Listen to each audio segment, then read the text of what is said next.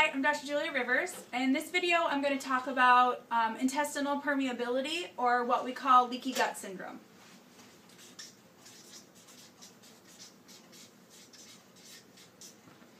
There is always a precursor to someone becoming autoimmune. There is something that happens, something that breaks down, that creates that body to start to improperly drive the immune system so that it doesn't turn off, leading to Hashimoto's, Graves' disease, rheumatoid arthritis, etc. So today we're going to talk about one of the main causes of that autoimmune, which is leaky gut.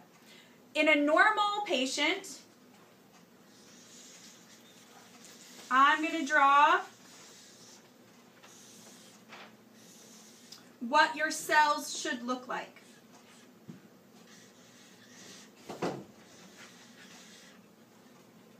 These are the stomach cells.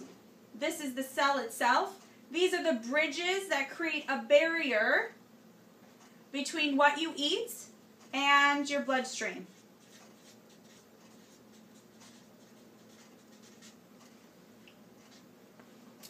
In an autoimmune person, the first couple of things that will happen is we will either get a breakdown of this cell itself, an actomyosin cell, or we will get a breakdown of the proteins that make up these bridges, which is called oculin-zonulin. If I break down this cell, it becomes what they call permeable. So the things that we eat, the things we're exposed to in our stomach or in our gut, are able to leak through and get into our bloodstream. In a normal patient, when something comes into the bloodstream under normal circumstances, it should be in 1 or 2 amino acid blocks. We're breaking down the food into its primary building blocks. When I have a leaky gut or a permeable situation, this food particle comes in longer chains. The body doesn't say, oh, well, we just need to send this back to the stomach and just continue to digest it. What it says is, this is foreign. This doesn't belong here in this form. And so therefore, we need to send out the immune system and attack this. Not only are we going to attack it and get rid of it, but we're going to create antibodies to this so that we can remember to attack it again if it comes back again. So what if this is wheat, which is one of your primary inflammatory foods, or milk, or soy, or yeast, or egg? These are some of our top 5 inflammatory foods. Now all of a sudden, I am going to start to have a food allergy against these foods because my body has created that. Has created this memory to say, every time I eat something that has wheat in it, every time I have a sandwich, every time I have a bowl of pasta, my body is going to start to attack it and me, and therefore begins to develop this autoimmune condition. We can also get a leak at these bridges, at these proteins. When these proteins break down,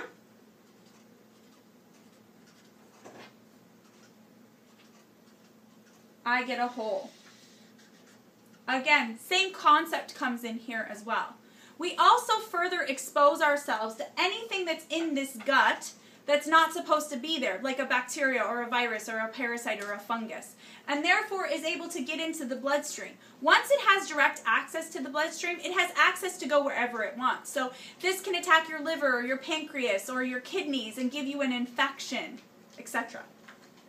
The last type of leaky gut is actually what causes these 2 types of leaky gut, called lipopolysaccharide, or LPS.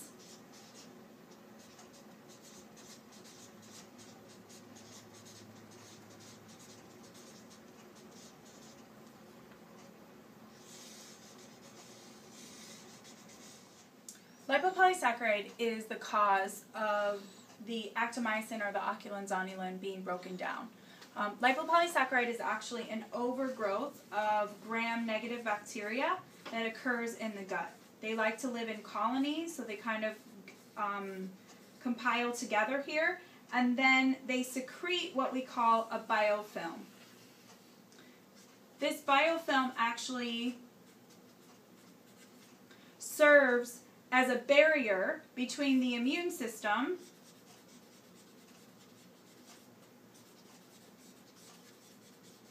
actually identifying that this is a foreign material or bacteria, so that it protects it, and therefore creates a film that lays across the top of the gut that creates for you to not be able to absorb nutrients like you should.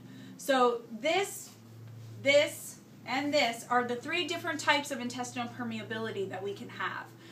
We need to know which kind you have and how severe it is. So we do testing through a company called Cyrex that tests for these 3 different things.